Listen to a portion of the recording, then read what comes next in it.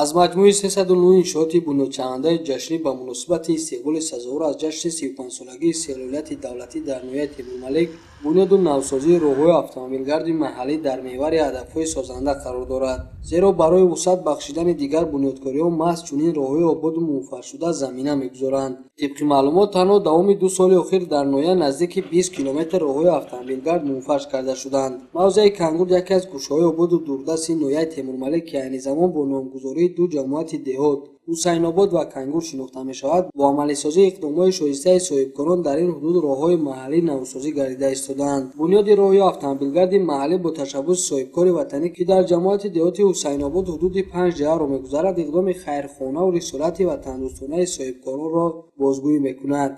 با هدایت‌های اساسگذار صلح و وحدت ملی پیشوای ملت محترم پرزیدنت جمهوری تاجیکستان امومعلی رحمان، صاحبکارای سخاوت پیشه قربانوف انور از روی اهمیت جمهوری داشته دنگره کانگورد و جوان خوالین تا دهه دوستی راه یک راهی ولنگار بوده را منفعل کرده، مشکلات ساکنان دهه دوستی را در همه فصل‌های سال برای رفت و آمد آسان گرداند. ما از نام مردم دهات دوستی جماعت حسین آباد مینداری خش رو، مینداری اهل مردم رو و جناب عالی پرزیدنت جمهوری تاجیکستان محترم امومعلی رحمان میرسونیم که این همه تشبث و بنیادکاری ها فقط با هدایت های اون کس جریان دارد.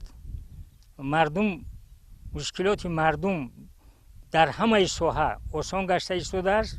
راه بنیادشونده مذکور که مسافت نزدیک 4 کیلومتر را تشکیل می‌دهد تا کنون 1.6 کیلومتر منفعل کرده شده، روزهای نزدیک در ادامه این راه مرحله دوم کارهای راهسازی آغاز می‌گردند. در زمینه دستگیری حکومت جمهوری تاجیکستان و با سهم و تشبث‌های ساکنان و صاحبکاران وطن‌دوست، بنیاد انشاءات گوناگون تعیینات در جماعت دهات حسین آباد با عزم و نیت‌های نیک و سازنده جریان دارد. از جمله در دهه نمکی 210 خواجگی زندگی می‌نماید. بنیاد بینای خوشتر و زمانه‌ای مؤسسه تحصیلات میانه عمومی ادامه دارد. تاکنون در دهه مؤسسه تعلیمی موجود نبود. اکنون در مورد به استفاده قرار گرفتن این مؤسسه نوبنیاد و با فراهمسازی تمام امکانیت‌های معاصر و ضروری تعلیمی مشکلات ساکنان برطرف بگردد. خوانندگان دهه آغاز سال نو تحصیلات در این مؤسسه نوبنیاد استقبال می‌گیرند. چنین کارهای سازندگی در دیگر دهه‌ها نیز جریان دارد. برای رشد ساحه سیاحی، قبول مهمانان و سیاحان و تامین شرایط سیر و فراغت امکانیت‌های ضروری تقویت داده می‌شود.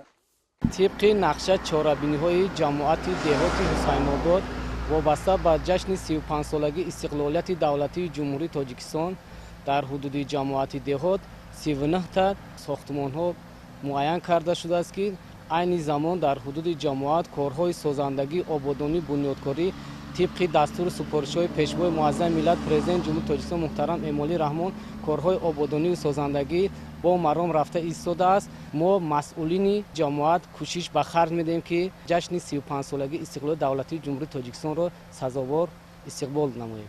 جماعت دهات کانگورد همچون دوردستترین موضع نویای تیمورملک با شرافت پایداری استقلالیت دولتی کلاً سیمای دیگرگون را صاحب شده، با قامت افراختن انشاءات گوناگون تعیینات مرکز جماعت دهات شهرک آباد و زیبا و رو به ترقی را می‌ماند. در تمام بخش و ساحه‌ها دستاوردهای بی‌نظیر پدید آمده، سطح زندگی ساکنان محلی نیز به طور شایسته بهبود یافته است. مرکز تعلیمی و خدمت‌رسانی مهر مادر که سال 2014 در مرکز جماعت دهات کانگورد مورد بهره برداری قرار گرفته است، تا این جانب هم در سمت صاحب کسب گردانیدن نورسان و جوانان و هم جهت با شغل دائمی و سرمحصول فرا گرفتن شهروندان بشغل مخصوصا زنان خانه‌نشین سهم بغایت بزرگ و ارزشمند دارد. برای موفق شدن در زندگی برای هر یک زن داشتن هنر مهم است.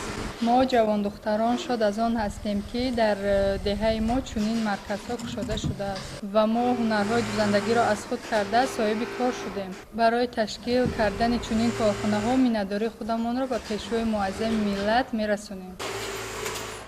در کارخانه دوزندگی مرکز تعلیمی حالا 35 نفر به فعالیت 3 ساله مشغولند که طبق درخواست لباس‌های گوناگون کاری مکتبی و زنانه و مردانه را با طرح و نمود زیبا آماده و پیشنهاد می‌کنند. محصول دست کارمندان این کارگاه علاقه طلبکاران زیاد پیدا کرده محصولات استحصال شده ба тамоми шаҳру ноҳияҳои мамлакат ва берун аз кишвар низ содирот мегарданд. ҳамзамон дар ошонаи якуму дуюми бино филиали муассисаи давлатии маркази таълимии калонсолони тоҷикистон фаъолият дорад, ки барои соҳибкас намудани шаҳрвандони бешуғл беҳтарин имконият маҳсуб меёбад. ҳамчунин дар бинои мазкур филиали бонки мардумии тоҷикистон амонатбонк фаъолият менамояд ва сокинон ҳамарӯза аз чунин хизматрасониҳо баҳрабардорӣ мекунанд. дар филиали маркази ташхису табобатии мадади акбар ҳамчун муассисаи тандурустӣ бо ҷалби мутахассисони соҳибтаҷриба ва фароҳамсозии шароити муосир ба сокинон хизмати сифатноки тиббӣ расонида мешавад. муассиса аз 3 ҳуҷра ва 6 қати бистаринамоӣ иборат буда, беморон ҳангоми зарурат аз имкониятҳои муосири фароҳамбудаи тиббӣ ба таври васеъ баҳраманд мегарданд. ҳоло дар маркази ҷамоати деҳот сохтмони бунёди манораи парчами давлатӣ оғоз ёфта корҳо дар ин самт ҷараён дорад.